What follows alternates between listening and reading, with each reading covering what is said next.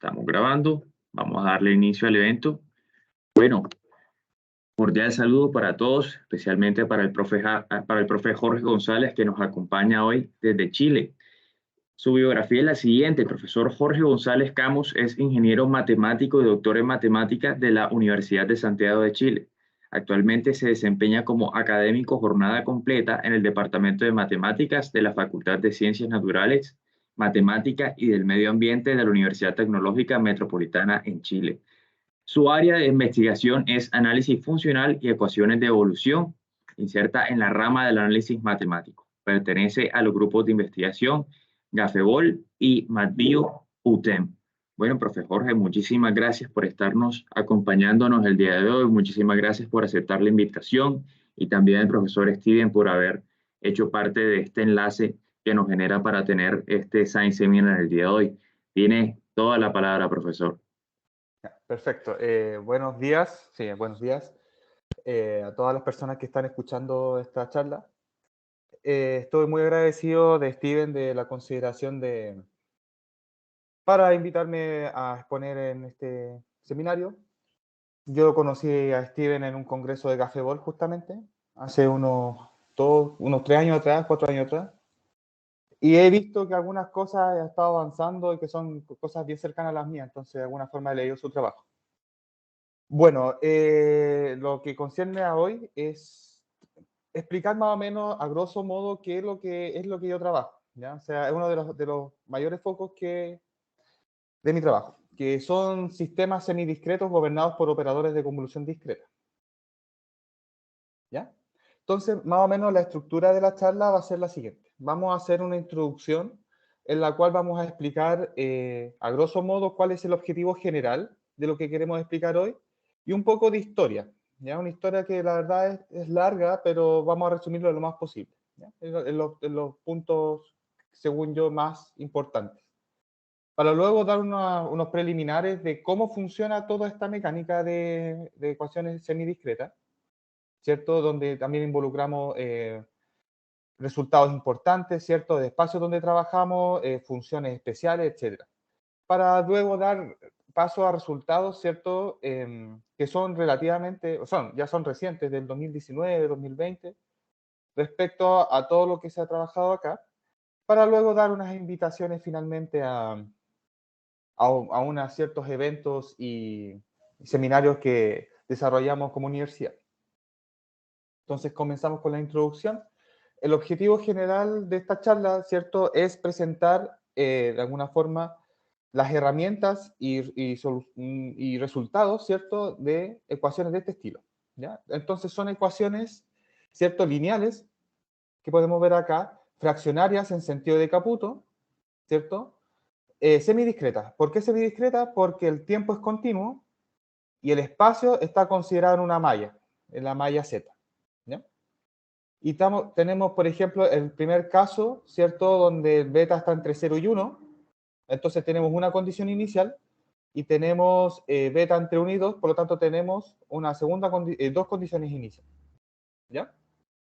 Así que la idea de esto es presentar más o menos qué se ha hecho en torno a este tipo de ecuaciones que respeten esta estructura, ¿ya? Recordamos que esta de acá es una derivada fraccionaria en sentido de Caputo. Y lo importante de todo esto es que este operador espacial, que es el que da el título a esta charla, este operador espacial está escrito como convolución discreta, ¿ya? Donde el núcleo B, ¿cierto?, es un elemento del álgebra de Banach L1. Entonces, a partir de toda la carrocería que nos da la álgebra de Banach, todos los resultados que tenemos, vamos a poder decir muchísimo respecto de los operadores y las soluciones fundamentales, ¿ya? Las soluciones fundamentales es, de alguna forma, la solución de este tipo de sistemas cuando este phi es un delta Dirac, ¿no? Entonces, las armas o las herramientas principales que utilizamos para trabajar este tipo de cosas son, bueno, el marco de trabajo son las álgebras de Banach, por lo tanto, todas las herramientas que poseemos ahí, y la transformada de Fourier discreta, que es una herramienta extremadamente poderosa para trabajar este tópico. Y además tenemos el uso de cálculo fraccionario, ¿cierto? Y principios de subordinación. Esas son las herramientas principales para obtener soluciones fundamentales y obtener propiedades de ellas. Entonces vamos a hacer un pequeño repaso a través de la historia de este tipo de cosas, ¿ya? Porque uno normalmente está acostumbrado a trabajar ecuaciones o sistemas, ¿cierto? Donde el operador normalmente son diferenciales, ¿cierto? De sentido continuo, no acotados, etcétera. Son cuestiones bien clásicas. Pero la parte discreta también se ha trabajado hace muchísimo tiempo. De hecho, el artículo de Bateman, que según lo que parece, porque no hemos encontrado referencias anteriores, trabaja este tipo de sistema. Por ejemplo, en este caso trabaja el problema de Cauchy, ¿cierto? De primer orden, entero, ¿cierto? De primer orden con un operador, por ejemplo, este operador de acá, que lo que hace simplemente es dar estos saltitos para la sucesión, ¿ya? Entonces acá la sucesión, o sea, este operador está trabajando en la parte espacial, ¿ya? Donde el n, recordamos, está en z, entonces lo que está haciendo acá es dar este tipo de saltitos, ¿ya? Vamos a ver más adelante que este operador es el operador... se reventó algo. Es el operador laplaciano discreto, ¿ya? Entonces, por ejemplo, el sistema trabaja, perdón, en el paper se trabaja, por ejemplo, la ecuación de calor discreta, que está dado por esto de acá, ¿ya? La ecuación tal cual lo conocemos, la ecuación en calor, pero ahora considerando el laplaciano discreto. La ecuación de transporte, por ejemplo, que tenemos esto de acá, ¿ya? Es lo mismo que conocemos de la parte continua, pero en su versión discreta, donde ahora estos operadores son los operadores salto hacia adelante y salto hacia atrás. ¿Ya? También se presenta, por ejemplo, la ecuación de onda, ¿cierto? Que es una ecuación de segundo orden temporal, ¿cierto? Y espacial, pero en sentido discreto espacial, ¿ya? Y también se trabaja este tipo de ecuaciones para segundo orden con el salto hacia adelante y salto hacia atrás. Entonces, lo interesante de este artículo es del año 1943, es que sienta las bases para trabajar esto, con propiedades de funciones especiales, ¿ya? Por lo que entiendo yo, y en lo que se ve en el artículo, todavía no se habla de semigrupos, ¿ya? Por ejemplo, sino que se habla de funciones de influencia. Es decir, que estamos hablando de un trabajo en el sentido de que no tenía tantas herramientas poderosas como toda la teoría de semigrupos que se conoce, ¿ya? Entonces, en algún sentido, las cosas se hacían más a pulso, con las funciones especiales directamente y en cada uno de los casos. No existía una teoría tan general hasta ese momento, al parecer. Entonces, claro, Bateman y abarca muchas más sistemas, ¿ya? Y presenta muchas más soluciones fundamentales a estas cosas, ¿ya? Él lo que hace es encontrar las soluciones fundamentales, que en este caso sería como los semigrupos, ¿cierto? O los operadores coseno, en el caso de orden 2. ¿Ya? Él presenta eso y lo utiliza mediante funciones generatrices, ¿cierto? Y propiedades de las funciones especiales. Entonces, dando el salto ya de parte entera a la parte fraccionaria, uno de los primeros pasos que se hizo fue el artículo de Chorry y otros autores que estudian la ecuación de Poisson discreta, que es la que es aquí. Entonces, ¿qué es lo que es esto? Es el laplaciano discreto, ¿cierto? Pero con potencia fraccionaria un medio. Entonces estudia sus propiedades, ¿cierto? La solución fundamental que ellos le entregan en función, ¿cierto? De una subordinación, que vamos a hablar más adelante, y propiedades armónicas o etcétera, que tengan este tipo de soluciones. Entonces, dicho eso, ya tenemos un salto, ¿cierto?, al mundo fraccionario, y por lo tanto, en un artículo se generaliza bastante más, que es el artículo de Lizama y Roncal, que estudian, ¿cierto?, el problema de derivada temporal de primer orden, y el operador este fraccionario, ¿cierto? Pero con alfa entre 0 y 1, ¿ya? Más general que este, que es solamente un medio, ¿ya? Entonces, las soluciones de este tipo de sistemas, ¿cierto? Vienen dado por un principio de subordinación sobre la función de Levi, que va a ver más adelante. Entonces, en ese artículo también se presentan otras propiedades de la solución fundamental. Y, por ejemplo, en un artículo de Luciano Abadías con Marta León Contreras y no recuerdo cuál es el otro autor, ¿ya? Pero ellos estudian este sistema, ¿ya? De primer orden, ¿cierto? Pero ahora con el operador fraccionario, ¿cierto? Con el salto hacia adelante y salto hacia atrás. Ellos también estudian propiedades, por ejemplo, de aproximación de este tipo de operador al sentido continuo, ¿ya?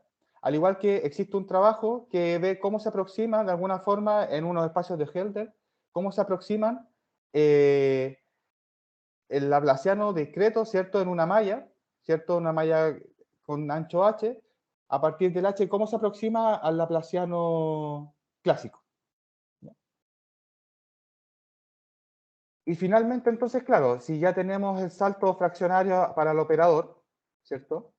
Entonces ahora lo interesante sería ver qué pasa si ahora consideramos el operador diferencial temporal fraccionario, en sentido de Caputo, ¿ya?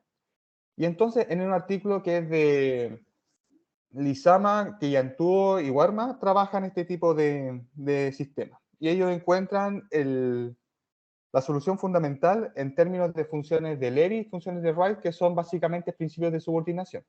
Y también dan ciertas propiedades de la solución. Entonces, claro, inicialmente este beta está entre 0 y 1. Entonces, el paso siguiente en lo natural, ¿qué pasa entre 1 y 2? ¿Ya? Entonces tenemos un sistema de orden entre 1 y 2, ¿cierto? Y con dos condiciones iniciales.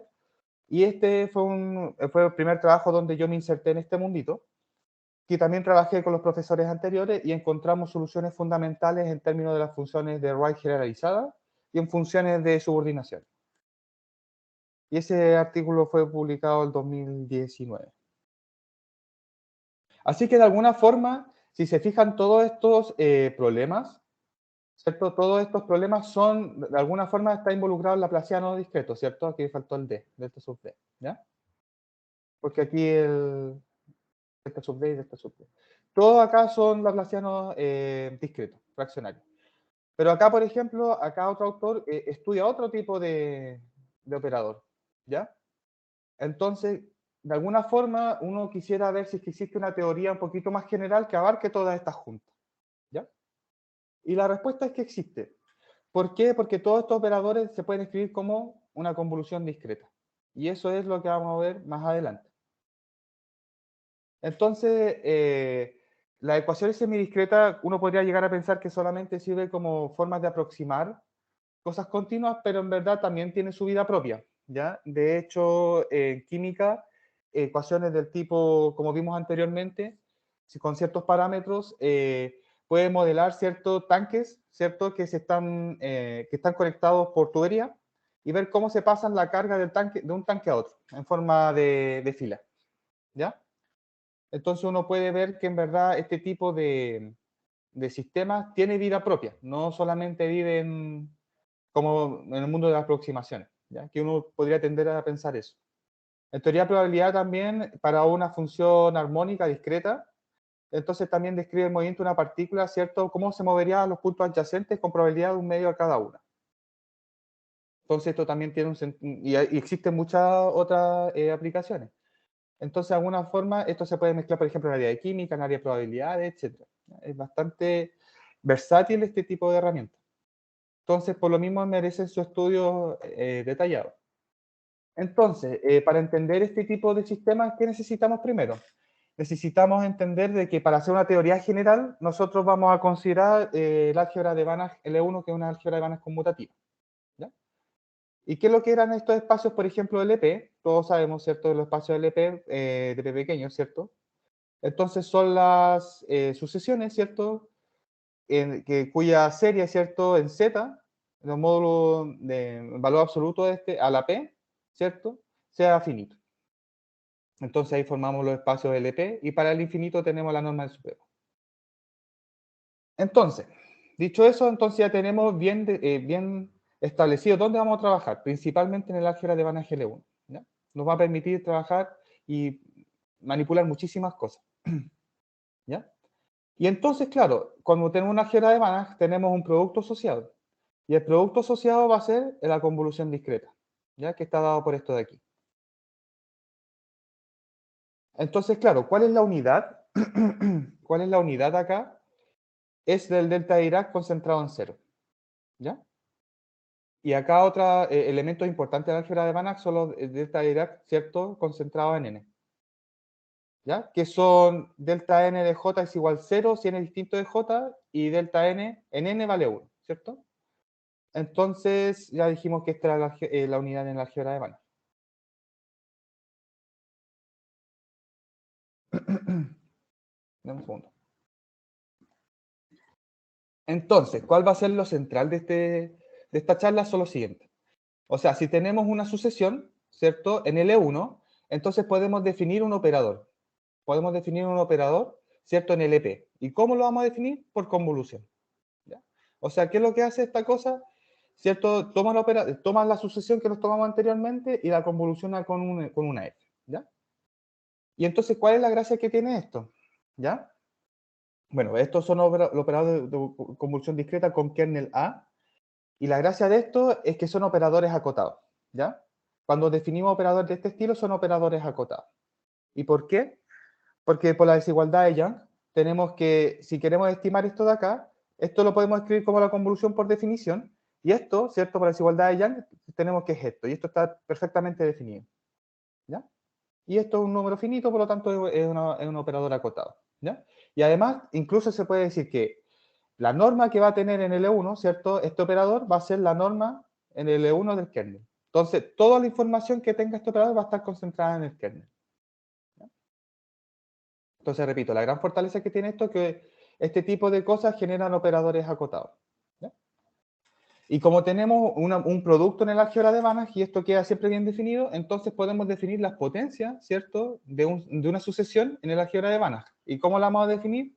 Como la convolución, por ejemplo, A a la J va a ser A convulsionada, convulsionada, convulsionada, J veces. ¿Ya? Y por lo tanto, entonces, al tener bien definidas las potencias, ¿cierto?, podemos definir, por ejemplo, ahora una función de Mittal-Leffler, pero en el espacio L1. Y porque ya tenemos, ¿cierto?, las potencias, simplemente podemos definir esta serie va a estar perfectamente definida. ¿Ya? Entonces, va a ser una función súper importante a lo largo del trabajo, ¿ya? Porque es la que me va a dar la solución. O las soluciones fundamentales van a estar representadas en este tipo de funciones. ¿Ya? Entonces, claro, también se define, ¿cierto? Para dejarlo bien claro, la exponencial para un elemento de A. ¿Cómo definimos la exponencial? De esta forma, ¿ya? Ah, me faltó el R, no compiló ahí, algo pasó ahí, ¿ya? En R0 más, ¿ya? Entonces, claro, ¿qué es esto? Esta es la típica exponencial que conocemos, ¿cierto? Pero ahora la estamos definiendo en el álgebra de Banach, ¿ya? Y obviamente esto va a coincidir con la Mittal-Leffler, ¿cierto? En 1,1, ¿ya? Pero entonces, ¿por qué es importante recalcar este concepto?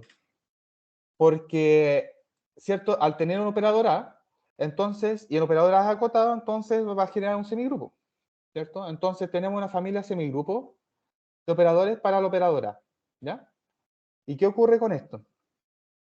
Entonces uno se puede preguntar, ya, ok, tengo el semigrupo. ¿De alguna forma yo puedo encontrar una representación explícita del semigrupo a partir del núcleo? Y la respuesta es que sí, ¿ya? O sea, si yo tengo un operador escrito como convolución, entonces su semigrupo también actúa por convolución, donde el kernel ahora va a ser la exponencial del núcleo, ¿ya? Lo que tenemos acá. Entonces, de alguna forma me quedo en el mismo marco de trabajo, ¿ya? Y bastante cómodo, porque siempre trabajar con convolución va a ser súper cómodo, ¿ya? Y además, por lo mismo, lo que hemos visto anteriormente, entonces la norma del semigrupo va a estar dado por la norma de la exponencial del elemento del álgebra de Banach L1. Así que la información va a estar súper bien concentrada y súper bien resumida por el núcleo, ¿ya? Así que todo queda bien explícito, ¿ya? Entonces, ¿cuáles son los operadores importantes que uno trabaja acá? Uno puede definir los que uno quiera, ¿cierto? Pero los que se trabajan más, por los que tienen mayor aplicabilidad, son el salto, por ejemplo, el salto hacia adelante, el que se llama Forward Euler Operator, ¿cierto? El Backward Euler Operator, que es el que está acá, ¿cierto? Que es salto hacia atrás. El laplaciano discreto, que es este de aquí, que básicamente es una composición de este con este, ¿ya? Y el laplaciano discreto es salto doble, ¿ya? ¿Y cuál es la gracia de estos operadores? ¿Ya? Que todo esto se puede escribir como convolución, ¿ya? Y aquí entran a jugar las delta de Dirac, ¿ya? Porque los delta de Dirac van a ser como el truquito que me van a permitir escribir esto como convolución. Y entonces todos estos operadores caen en el marco de operadores escritos como convolución discreta, ¿ya? Así que esa es la gracia que cumplen los delta de Dirac. Ya. Otro elemento que es fundamental en este tipo de trabajo son la transformada de Fourier discreta. ¿Ya? La transformada de Fourier discreta es ¿cierto? Un operador que va desde L1, ¿cierto? Y va a las funciones continuas en el toro, donde el toro básicamente lo podemos entender, ¿cierto? Como la circunferencia compleja de radio 1, ¿cierto? Y entonces vamos a definir la transformada de Fourier de un elemento, ¿cierto? Como esta serie de aquí. ¿Ya? O este también se puede interpretar, ¿cierto? Como intervalo 0,2pi. ¿Ya? O sea, depende cómo se interprete el toro. ¿Ya? Pero básicamente acá lo que estamos haciendo es un f a la n por z a la n, donde este z, ¿cierto? Pertenece a la circunferencia unitaria. Entonces, claro, este operador, ¿cierto? Es bien importante. De hecho, en el mundo del álgebra de Banach, eso se llama transformaciones de Gelfand o funciones de Gelfand, y en particular la función de Gelfand asociada a L1 es la transformada de Fourier. Y entonces, estas funciones uno puede probar, ¿cierto? Que es una función biyectiva, ¿ya? Y por lo tanto uno puede definir la inversa, ¿ya? Y esto es súper importante porque muchas de las representaciones que vamos a obtener se obtienen a partir de representar de forma inversa la función, ¿ya? Que está dado por esto de aquí. Entonces tenemos la transformada de Fourier discreta, ¿cierto? Que tiene su inversa. Y entonces propiedades que son fundamentales para trabajar esto de aquí. La más importante, ¿cierto? Es que la transformada de Fourier, ¿cierto? Separa convoluciones, ¿ya? Esa es fundamental. Me permite trabajar cosas que están escritas con convolución en cosas bien algebraicas, ¿ya? Entonces me permite manipular mucho mejor los elementos a trabajar, ¿ya? Y por lo mismo, por un resultado que viene después, el espectro, ¿cierto? En el E1, ¿cierto? De esta cosa es compacto y consecuentemente, ¿cierto? Homomórfico a la circunferencia unitaria, y esto es por el resultado de acá. ¿Ya? Tercero, el álgebra de Banach, que es una álgebra de Banach semisimple, irregular, ¿cierto? Y uno puede probar que esta cosa, lo que habíamos comentado anteriormente, es inyectiva, ¿cierto? Y se puede hacer que sea inyectiva para definir la inversa. El cuarto, ¿cierto? Tenemos que la resolvente va a estar contenido en esta región, ¿cierto? Y que la resolvente va a estar escrito en términos de la serie von-Neumann, siempre y cuando, ¿cierto? Los elementos lambda estos estén afuera de la circunferencia, ¿cierto? Cuyo radio es la norma 1 del elemento F. ¿Ya? Entonces tenemos una forma explícita de escribir este tipo de cosas. ¿Ya? Y esto también es importante. El espectro, ¿cierto? El espectro de esta cosa va a estar, ¿cierto? De cualquier elemento del F en L1 va a estar descrita por la transformada de Fourier, ¿ya? Por la imagen de la transformada de Fourier del toro. Entonces, de alguna forma, toda la información que necesite respecto del espectro, ¿cierto? Va a estar dada por la transformada de Fourier, ¿ya? Entonces, acá podemos hacer un resumen de algunos operadores que aparecen que son relevantes en la literatura, ¿ya? Por ejemplo, salto hacia adelante, la transformada de Fourier está dado por esto, ¿ya? Y así con cada uno. Entonces tenemos representaciones explícitas para estas transformadas de Fourier, ¿ya? Y entonces, acá podemos, por dibujar, ¿cierto? Acá no me compiló bien el D, ¿cierto? Pero esto solo salto hacia adelante y salto hacia atrás, ¿ya? Entonces, acá están representados los espectros de estos tipos de operadores, ¿ya? Que va a estar dado por la imagen, ¿cierto? De la transformada de Fourier de los operadores. Entonces, esto va a ser importante a la hora de definir potencia fraccionaria, porque vamos a ver más adelante que todos los operadores que estén metidos de aquí para acá, ¿cierto?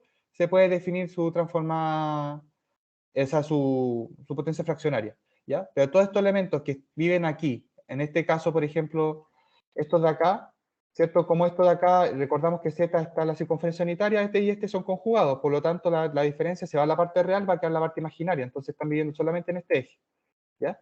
Entonces, ¿qué pasa? Que por lo menos hasta ahora yo no he encontrado cómo definir potencias fraccionarias para este tipo de operadores, ¿ya? U operadores, ¿cierto? Que se salgan de esta parte positiva, de la parte real positiva, ¿ya? Y de hecho lo que hace uno con el laplaciano discreto y este es poner menos, para que quede para el otro lado, ¿ya? Entonces, hay una relación ahí entre cómo definir potencias fraccionarias con el espectro, ¿ya? Tiene que haber un resultado, pero yo no lo he encontrado. Y tampoco me he esmerado mucho en buscarlo tampoco. He estudiado lo que necesito, ¿ya? Entonces, ahí hay una pregunta abierta que se puede dejar acá. ¿Cómo definir potencias fraccionarias para este tipo de operadores, ¿cierto? Cuyo espectro, ¿cierto? Se sale de una región de este tipo. ¿Ya? Y también, entonces, podemos hacer una tabla, ¿cierto? De resumen de cómo son los semigrupos y los cosenos generados a partir de estos operadores, ¿ya? Entonces, para el salto hacia adelante tenemos esto de acá, ¿ya? Para el salto hacia atrás tenemos este de acá, ¿ya? Y los operadores cosenos, ¿cierto? Estos son los que están acá. Donde esta J, ¿cierto? Son las funciones de Bessel de toda la vida, ¿ya? Esta función debe ser modificada, ¿cierto? La I. Para el laplaciano discreto, ¿cierto? Tenemos su semigrupo y su operador coseno, ¿ya? Asociado, que es una función de Bessel, ¿ya? Y para el salto doble tenemos esto con esta característica. De alguna forma coincide con esto, pero con saltos dobles, ¿ya? Claro, Bateman en su trabajo hace una lista de más operadores, ¿ya? Pero en particular, como comentamos anteriormente, los operadores que podemos definir potencias fraccionarias son estos, ¿ya? Y eso es porque su espectro está contenido en esta región, y ahí podemos trabajar, ¿ya?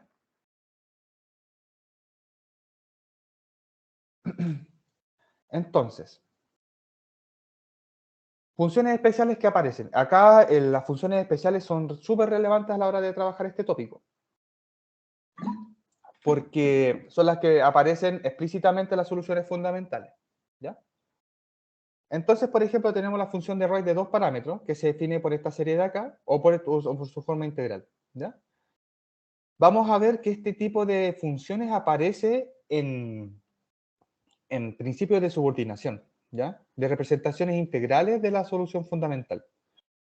Entonces, por ejemplo, podemos definir la función de Wright de un parámetro a partir de la de 2, donde el beta coincide con 1 menos alfa, ¿ya? Entonces tenemos dos funciones de Wright acá. Y la función de Wright escalada, ¿cierto? Es esto de acá. Entonces, esta de acá es la que aparece explícitamente en el principio de subordinación general, ¿ya? Que vamos a ver más adelante. Entonces, uno puede ir buscar en la literatura propiedades de este tipo de funciones porque son súper estudiadas. Y la función de Wright generalizada, ¿cierto? Viene a partir con este símbolo que significa esto de acá, ¿ya? Donde básicamente acá hay multiplicaciones, ¿cierto? De funciones gamma, ¿cierto? De coeficientes escrito en funciones gamma por esta serie de acá, o sea, por estos términos de acá.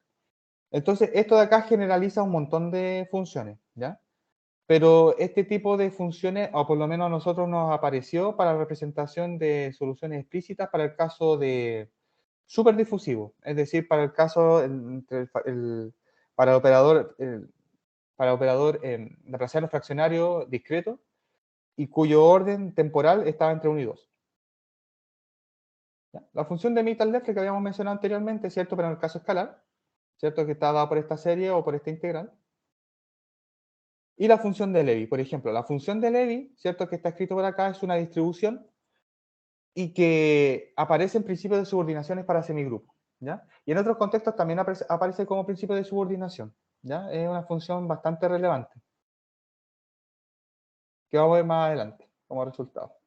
Y otras funciones que aparecen de forma sorprendentemente recurrente son las funciones de Bessel, ¿ya? Y las funciones de Bessel, ¿cierto? Y la función de Bessel modificada son las que están aquí, ¿ya? Por estas series de acá. Entonces, acá podemos ver claramente que esta serie, ¿cierto? Para X positivo siempre va a ser positiva, ¿no? Entonces, algunas propiedades que gozan estas funciones están enlistadas acá y son todas propiedades que se utilizan a la hora de trabajar, ¿ya? No están escritas por estar escritas, ¿ya? Sino que en algún momento, por ejemplo, la forma generatriz que tiene esto acá se utiliza, ¿cierto? El tema de los signos también se utiliza y acá, si se fijan, una propiedad de semigrupo que tiene esta también se utiliza, ¿ya? Y lo mismo para la función i. Entonces, son todas propiedades que son recurrentes a la hora de trabajar en este tipo de tópicos, ¿ya? Ah, este ya lo habíamos dicho. Ese lo habíamos dicho, de la función de la transformada de Fourier, ¿ya? Y otra cosa que es importante, entonces, para alfa y beta mayor que 0 y un elemento en L1, ¿cierto? Entonces tenemos lo siguiente. la Mittal-Leffler, ¿cierto? O sea, la norma 1 de la Mittal-Leffler para esta sucesión A, ¿cierto? Es menor o igual que la Mittal-Leffler, ¿cierto? De la norma 1 del elemento A, ¿ya? De alguna forma, uno puede hacer este tipo de acotación, ¿ya? Entonces, esto engloba bastantes cosas, porque esto puede englobar operador seno, ¿cierto? Operador coseno, ¿cierto? Semigrupo, etc. ¿Ya? La transformada de Fourier, ¿cierto? De la Mittal-Leffler para un elemento es la Mittal-Leffler de la transformada de Fourier del elemento, ¿ya? Entonces, a partir de que también tenemos el espectro caracterizado a partir de la transformada de Fourier, entonces podemos obtener lo siguiente, que el espectro, ¿cierto? De la Mittal-Leffler, ¿cierto? Del elemento A es la Mittal-Leffler del espectro de A. Y eso también se le llama, esto también tiene un nombre en teoría de semigrupo, que es teoría, el mapa espectral, creo que se llama, teoría de mapeo espectral exponencial, algo así, ¿ya? Pero este es mucho más general, ¿ya? Porque el otro solamente era para el caso de semigrupo y en este caso en particular es general, ¿ya? Para una función mucho más general.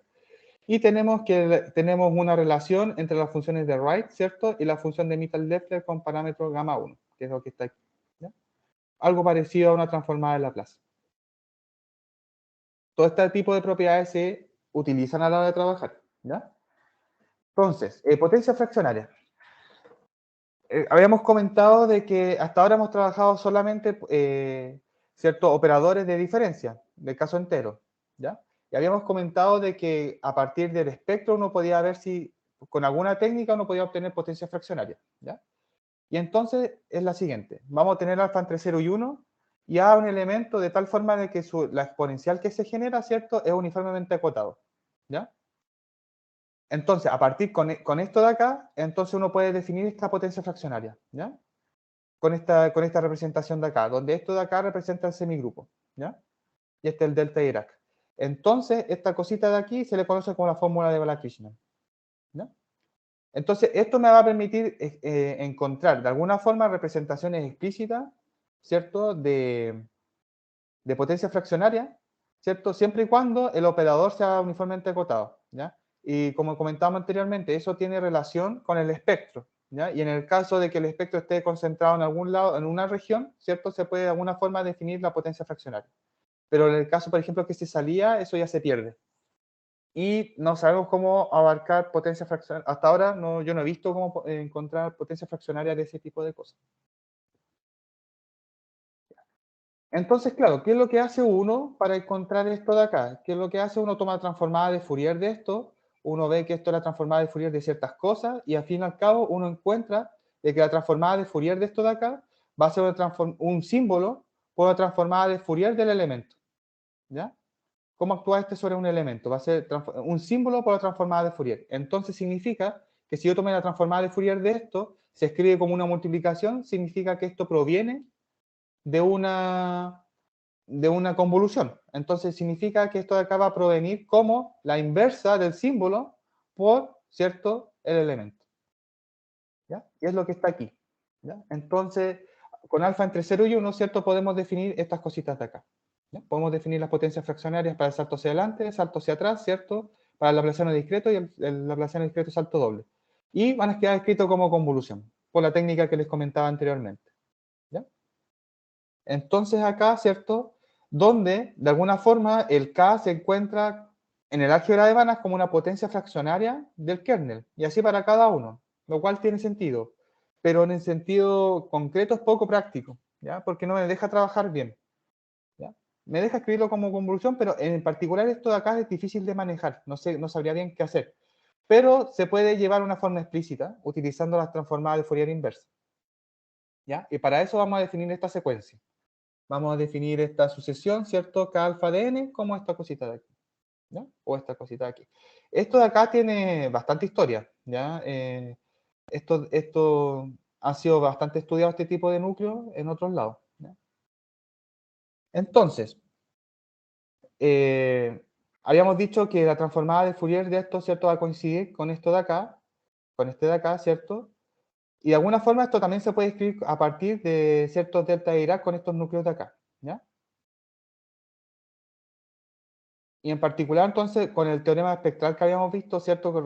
Correspondiente a la transformada de Fourier, ¿cierto? Tenemos que el espectro de esta cosa va a estar dado por esto de aquí, Y lo mismo. Y las normas, eso ya es otro trabajo, que las normas de esto es 2. A mí en particular me sorprendió porque independiente del alfa, esto siempre vale 2. Entonces me pareció por lo menos curioso.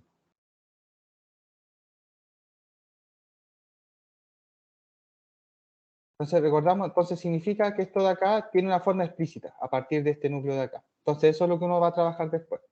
Al igual que esto. ¿Ya? Entonces tenemos que el núcleo K va a tener una representación explícita. ¿Ya? Y eso es encontrando la función inversa del símbolo que uno encuentra. ¿Ya? Entonces tiene una representación explícita y uno puede hacer estimadas sobre este tipo de cosas. Por ejemplo, con cosas del tipo la fórmula de Stirling para estimar ciertas cotas asintóticas, por ejemplo, para este tipo de funciones, de cocientes de funciones gamma, etc.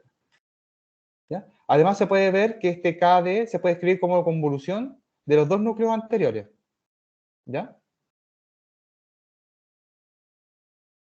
Entonces, pues, nos permite hacer esta escritura, ¿cierto? Y además tenemos cómo encontrar, ¿cierto? El núcleo, la norma 1 del núcleo, que es esto de aquí. ¿Ya? Este sí depende de alfa. ¿Ya? Y podemos ver que en verdad la transformada de Fourier, ¿cierto? Del núcleo es esto de aquí. ¿Ya? Si uno hace el cálculo de acá, en algún momento lo vimos, voy un poquito para atrás, pero esto de acá, uno puede probar que esto de acá, haciendo esto, ¿cierto? Escribiendo esto como en forma polar, uno puede llegar a este tipo de representación. Entonces el espectro va a estar dado con la imagen de esto, ¿cierto? Y eso es entre 0 y 4 al alfa. Y lo mismo para el salto doble. Vamos a tener, ¿cierto? Que este núcleo se puede escribir de una forma particular, ¿ya? Que tiene a partir de estos cocientes de gamma por esta función coseno. Entonces se va anulando en ciertos valores, ¿cierto? Tiene. Y para otros valores va coincidiendo, ¿ya? Entonces, como comentaba, que los valores ciertos pares coinciden con el núcleo, ¿cierto? Del laplaciano discreto, ¿ya? Y obviamente para los impares esto es cero. ¿Ya? También tenemos que la norma 1, ¿cierto? De este núcleo está dado por esto de acá, similar al anterior, ¿ya? Y además tenemos, ¿cierto? Que la transformada de Fourier de esto es esto de aquí. Si se fijan, acá hay una diferencia, entre comillas, el delta medio o delta. Pero la imagen es la misma. Por lo tanto, el espectro, ¿cierto? Sigue siendo 0 y 4K. Bueno, 4 el alfa. Y entonces, claro, acá es un resumen de cómo uno puede encontrar, ¿cierto? Para el operador con qué núcleo está definido, ¿cierto? Qué representación integral tiene, ¿cierto? Y qué representación multiplicativa tiene, ¿ya? Entonces, para este K vamos a tener esta representación de acá. Para este K con el salto negativo vamos a tener, ¿cierto? Esta representación, pero ahora la función indicatriz está en menos n0. Para el laplaciano discreto, ¿cierto? El fraccionario, tenemos este núcleo, ¿cierto? Cuya forma integral es esta y su forma diferencial, perdón, y su forma multiplicativa es esta de acá. Y el laplaciano salto doble, ¿cierto? Fraccionario, tiene este núcleo, ¿cierto? Cuya representación integral es esta y cuya representación multiplicativa es esta. ¿Ya?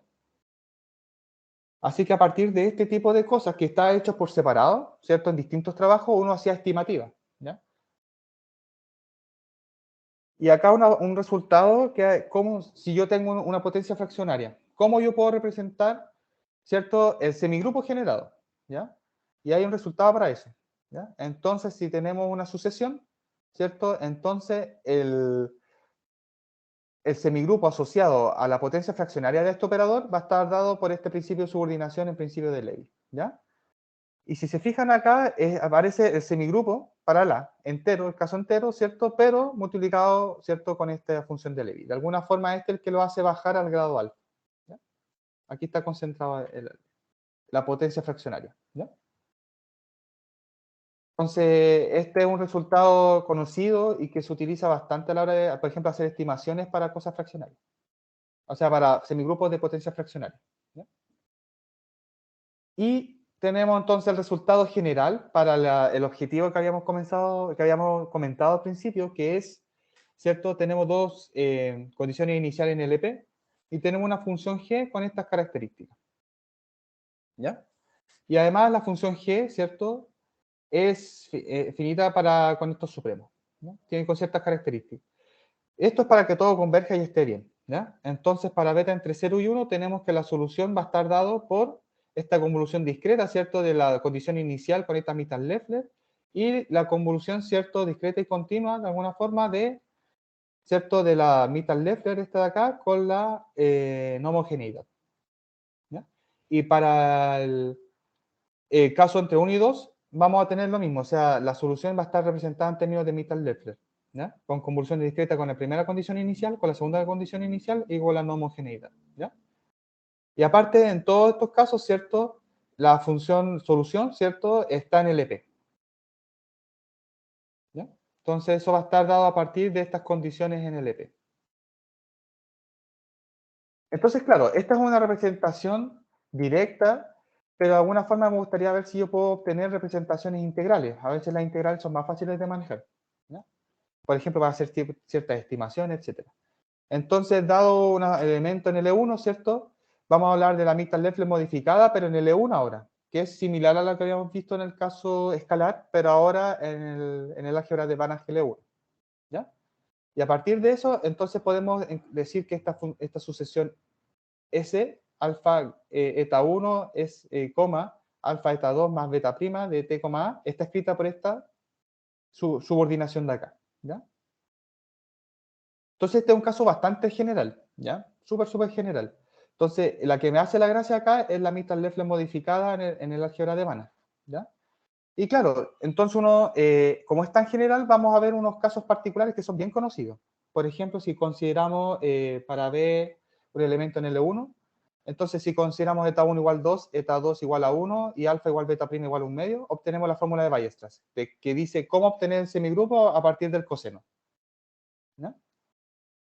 Entonces, beta entre 0 y 1, eta 1 y eta 2 igual a 1, alfa igual beta, beta prima es igual a 1 menos beta, entonces uno puede obtener principio de subordinación para el caso subdifusivo, ¿ya? Que es una función, ¿cierto? ¿Cómo obtener a partir del caso entero, ¿cierto? El caso fraccionario, en temporal en sentido de Caput, ¿ya? Y para el caso entre 1 y 2, ¿cierto? También existe un principio de subordinación, pero ahora con el operador coseno, ¿ya? Entonces, si se fijan acá, la función de Roy nuevamente es la que aparece, ¿ya? Entonces me dice de alguna forma cómo obtener para el caso fraccionario a partir del caso entero, ¿ya? En el caso entero, entonces, en este caso, sería para la derivada temporal con orden 2, ¿ya?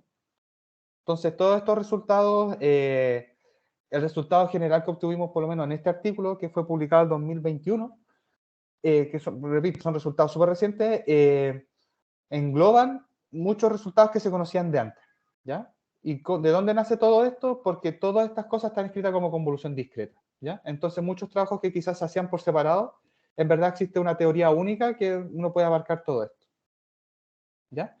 Bueno, repito, eso fue los resultados que obtuvimos nosotros, pero existe un montón de cosas por hacer y que se han hecho, ¿ya? Porque yo estaba hablando que ya esto fue el 2021 y la gente trabaja. Entonces, por ejemplo, tópicos interesantes son no sé, desarrollo asintótico de soluciones, ¿ya? Por ejemplo, la solución fundamental, cuáles son las cotas, por ejemplo, en ciertos espacios LP, ¿cierto? Cómo se va comportando una solución fundamental, por ejemplo, la solución de calor, ¿ya? Que es en particular lo que yo he trabajado para el caso, en el caso de la ecuación de calor, clásica semidiscreta, ¿ya? Eso fue también publicado relativamente el 2021, si no mal recuerdo, y, y muestra las cotas, ¿cierto?, de decaimiento de la solución y aparte muestra que de alguna forma bajo un cierto peso la solución fundamental actúa como un atractor, ¿ya? No quise meter eso porque ya es mucha cosa, ¿ya? Pero es un resultado bastante bonito que fue un trabajo que hicimos con Luciano Abadías, con Pedro Miana y con Juan Carlos Poz, ¿ya? Hay otros resultados, ¿cierto? Para esto. De hecho, para la versión de calor discreta también lo hemos estado trabajando y ahí está, ahí en la puerta del horno, ¿no?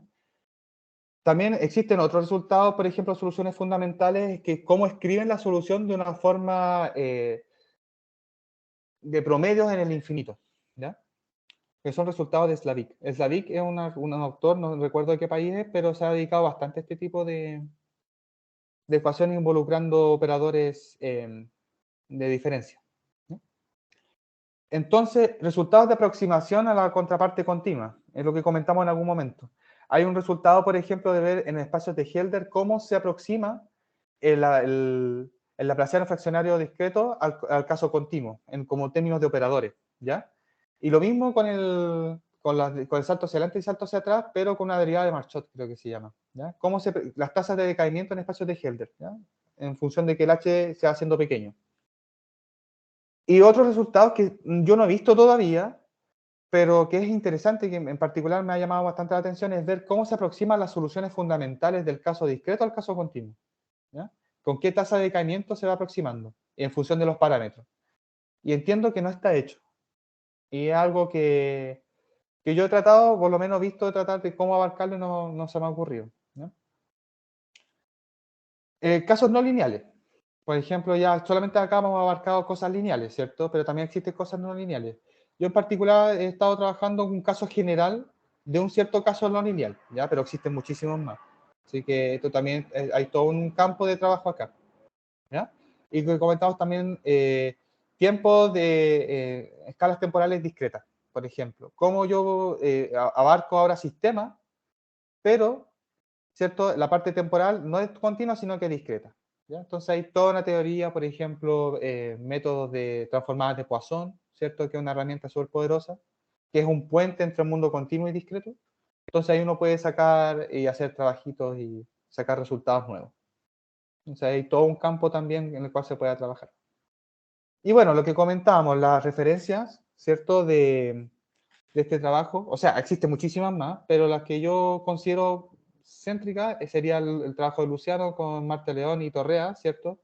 Que tenía que ver con este tipo de aproximaciones, ¿cierto? De operador salto hacia adelante y salto hacia atrás, fraccionario, al caso continuo, ¿cierto? El artículo de Bateman, que es el artículo base de todo esto, de donde nacen los sistemas semidiscretos, el artículo de Chorri, etcétera, ¿cierto? Que habla de propiedades armónicas, ¿cierto? De la solución fundamental para el caso laplaciano fraccionario, o sea, el laplaciano discreto, ¿cierto? De hecho, lo hace también con la potencia un medio.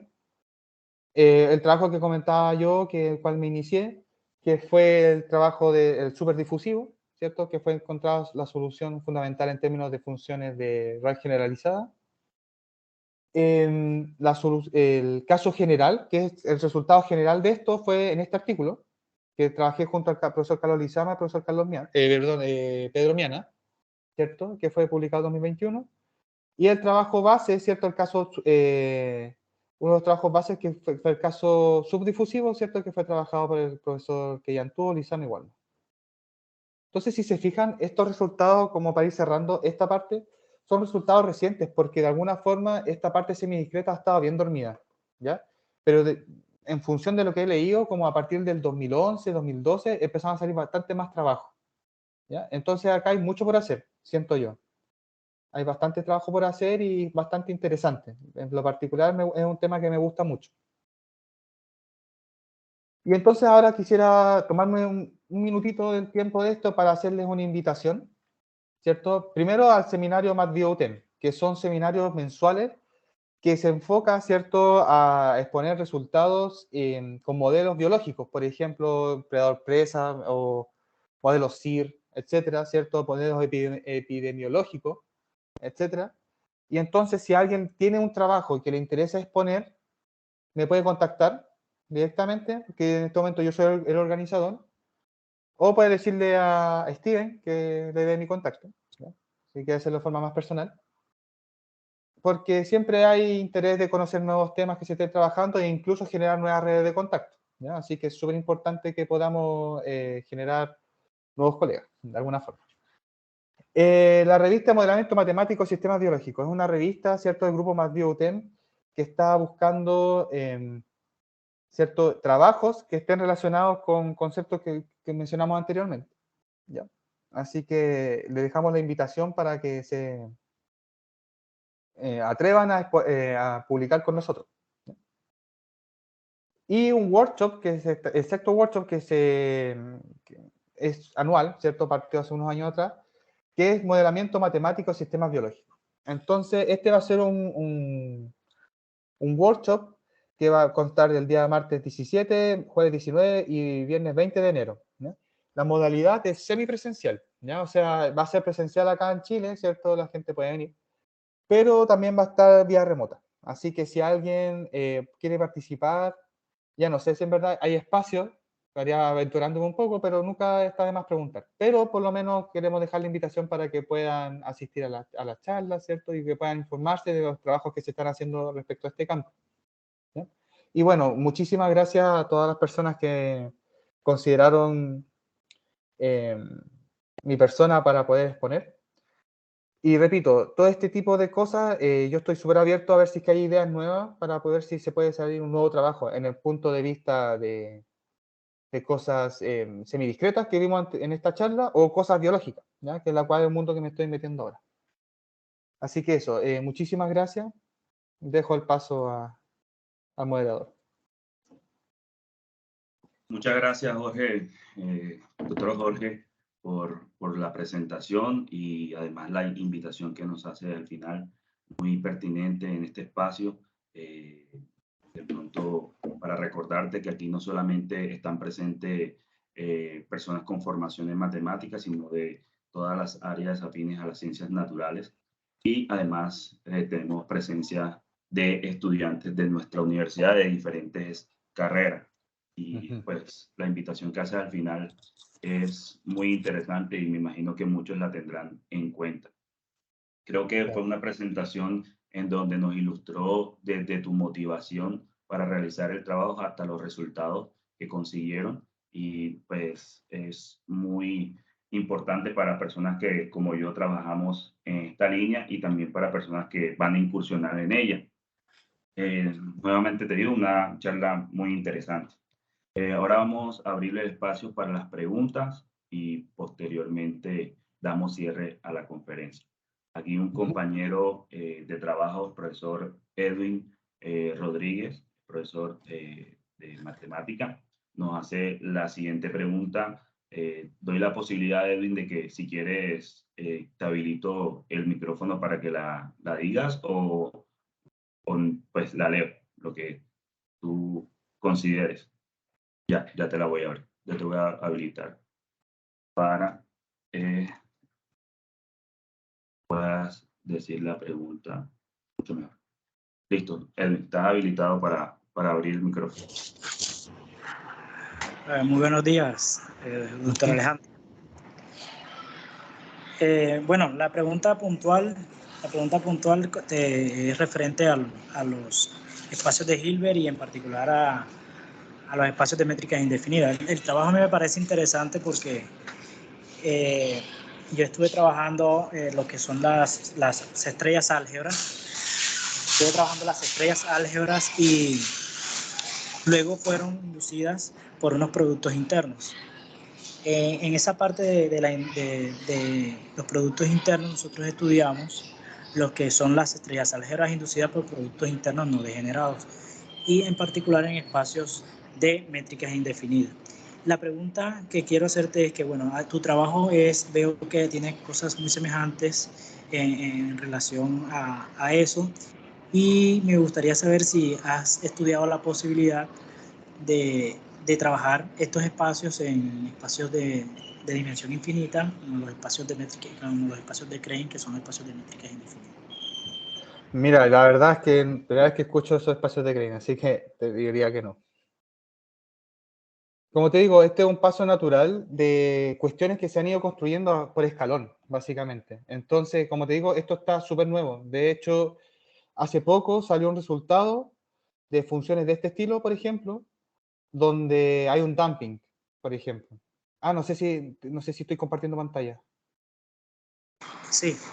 Vale, Sí, por sí, ejemplo, está. claro, entonces acá, por ejemplo, le pusieron un dumping. Creo que la derivada temporal es de 1, si ni siquiera fraccionaria, es de 1 y cada un dumping. Y encontrar las soluciones fundamentales de eso. O sea, a lo que voy es que esto de acá está súper explotable todavía. Hay muchas cosas por hacer acá. Entonces, lo que tú dices, por ejemplo, ya sería irse por un tópico ya súper específico. Esto es bastante general. O sea, Son espacios bien básicos, ¿cierto? Conocidos, que no se tenía una teoría general hasta hace poco. Bueno, ahí está la puerta para quizás explorar otros espacios que permitan nuevos resultados. El profesor Edwin tiene ahí el contacto, el correo del profesor, y si no lo tiene, pues me lo puede solicitar y muy gentilmente se lo daría.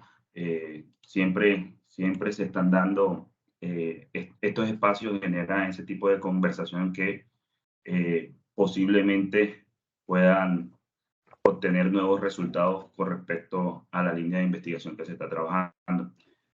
Jorge, yo tenía varias anotaciones. Inicialmente quería hablarte si el delta de Dirac que menciona es el delta de Kronecker. No, o sea, el delta de... Cuando mencionas el delta de Dirac, nos estamos refiriendo al delta de Kronecker porque estamos en un espacio discreto, ¿cierto? Ah, claro, sí, sí, sí. Claro, Sí. nosotros le llamamos delta Dirac, sí, pero si es cuando en cero, el delta Dirac en cero es 1, ¿cierto? Si está en cero y 0 si no.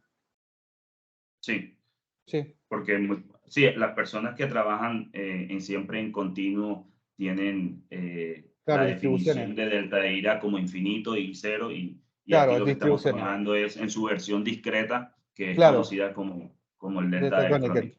Sí. Perfecto. Hay otra persona que está pidiendo la palabra. Vamos a darle al profesor Tobías de la Universidad del Atlántico. También ya le permitimos el micrófono. Buenos días, profesor Tobías. Ya tiene habilitado. Buenos días, Buenos días, Buenos días. profesor. ¿Cómo le va? profesor Jorge Alejandro, buenos días. Buenos días. No, aquí qué gusto escucharlo y bueno, felicitarlo por la ponencia, ha estado muy buena. Me surge una curiosidad. Yo en algún momento vi la exponencial de TA como una integral por ahí. La pregunta era, y dentro de la integral había un coseno. La pregunta es, ¿existe alguna extensión, digamos, analítica de esa función y algo que de alguna forma generalice la fórmula de Euler, digamos, de L I teta como coseno más I seno teta? No. Caso. O sea, sí, no, o sea, yo no me he metido con extensiones analíticas ni con números complejos. De hecho, como por ejemplo, uno podría estudiar quizás, por ejemplo, operadores con potencia compleja. Una vez creo que escuché eso, como aparecen cosas de funciones gamma, entonces de alguna forma se pueden manipular ese tipo de cosas. Pero no, es que lo que pasa es que esto es una fórmula de Weierstrass bien conocida, que es cómo recuperar una exponencial a partir del coseno. Es una fórmula súper conocida. Pero, como te digo, eso fue una forma de aterrizar este resultado general de subordinación. Para ciertos parámetros uno recupera esto, para otros parámetros recupera el principio de subordinación subdifusivo y otro superdifusivo. Ese era el objetivo, por lo menos, de eso. Muchas gracias. Para complementar un poco lo que, bueno, no sé si complementar, para un comentario al respecto y el profesor Jorge me indicará si estoy en lo correcto. ¿Vale? Bueno, esta fórmula que tenemos acá está relacionando la solución de un problema de orden 1 con una solución de orden 2. En los Sí. problemas de orden 1 aparece la familia, bueno, las exponenciales como solución, y en el orden 2 aparece las familias coseno. Entonces, a partir de esta solución, lo que estamos diciendo, o sea, entre comillas, es que a partir de la solución de un problema de orden 2, podemos de alguna manera establecer una solución para el problema de orden 1. Esto en algunos casos se le llama un principio de subordinación, aunque aquí claramente están definiendo dos problemas de orden entero. No sé si tiene... Sí, no, de hecho, precisa. hay una teoría un poquito más general que se llama teoría de operadores resolventes. Y ahí uno puede ver que a partir de un problema, por ejemplo, de orden 2, uno recupera todo para atrás, entre 0 y 2. Si uno tiene problemas de orden 1, uno recupera de 1 para atrás. Pero, por ejemplo, si yo tengo cosas de orden 1, no necesariamente tengo algo de orden 2. Por ejemplo, como que a partir de un cierto punto, si yo tengo para un parámetro de cierto punto, de ahí para atrás, los tengo todos, con un principio de subordinación. Pero para adelante no es cierto.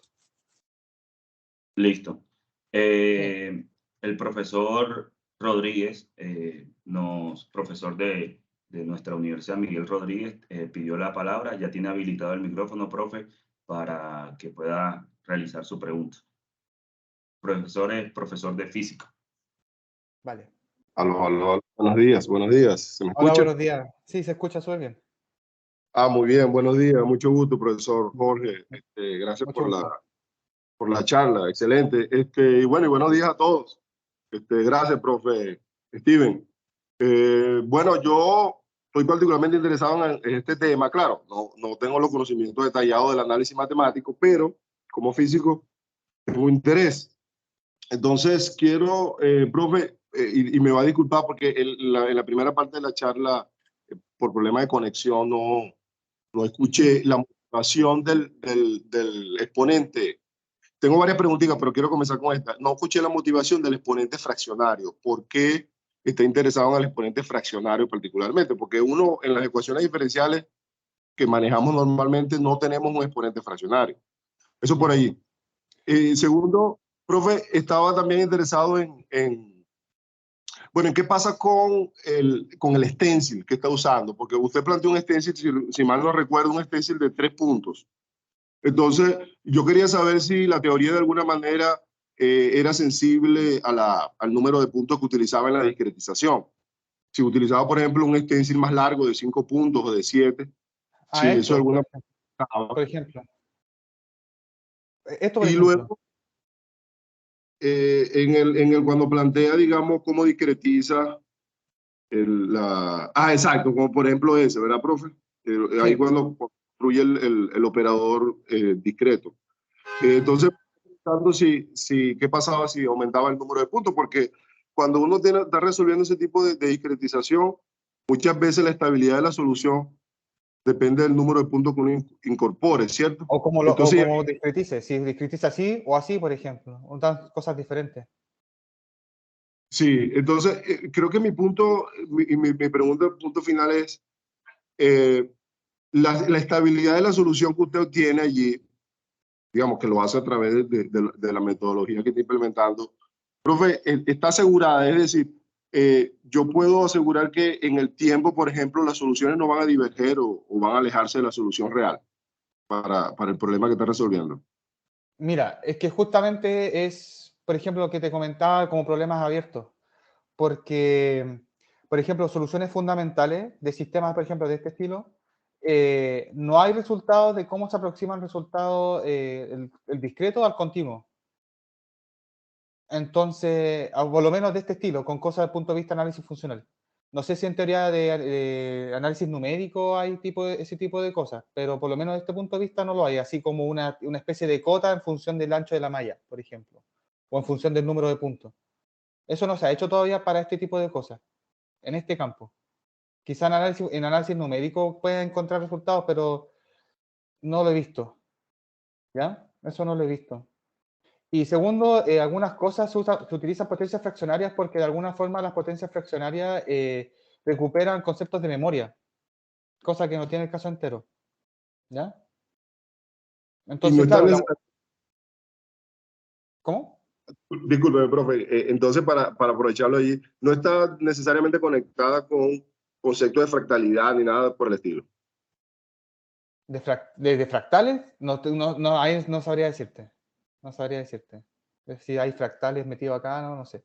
Pero a lo que voy es que, de alguna forma, quizás algo que pecaban los matemáticos es que uno dice, ya, bueno, si este es caso un medio, ¿qué pasa con el caso alfa? Yo no sé cómo se habrán motivado los autores de esto, ¿ya? Porque uno lee los artículos y uno puede ver que hay aplicaciones concretas, etcétera. Por ejemplo, la fórmula de Avery es, por ejemplo, cuando este de acá es alfa igual a 1 y beta un tercio. Hay un modelo explícito que se llama la fórmula de Avery, o el problema de Avery, creo que se llama. Entonces, a lo que voy es que aparecen para ciertos puntos, aparece las potencias fraccionarias, ¿ya? Pero claro, entonces uno como matemático dice, ¿qué pasa si lo hago general? Y estos que como casos particulares nomás. Entonces yo creo que de alguna forma nacen así las motivaciones, que ven algunos casos particulares que se aplican como modelos reales y después le aplican la carrocería completa para obtener resultados generales. Listo, profe, gracias. Excelente. Bueno, no sé si existe otra participación o alguien quiere escribir alguna otra pregunta para darle cierre a esta conferencia. Bueno, hasta el momento no hay más preguntas ni participaciones. Nuevamente agradecemos al profesor Jorge González de su tiempo, de su presentación, sus resultados. Y bueno, esperemos que esta sea la piedra que genere todo una gran relación académica con todos los profesores de matemáticas de nuestra universidad o con todos los invitados que están presentes. Muchas gracias, Jorge. Vale, muchas gracias a usted y gracias a ti, Steven. Gracias. Muchas gracias a todos Vale. los asistentes por participar de esta conferencia y bueno, estaremos atentos a los próximos seminarios que se realicen. Profesor Cueto, no sé si quiere decir algo para cerrar. No, profe, nuevamente muchísimas gracias por la asistencia, por compartirnos su valioso conocimiento. También a ti, muchísimas gracias, Steven, por generar este enlace y por supuesto al público. Los esperamos dentro de 2 semanas con el siguiente seminario. Bueno, hasta luego, que estén muy bien. Vale, muchas gracias. Cueto, profesor Cueto, hay una pregunta de finalizar de una invitada que nos pregunta sobre el video de esta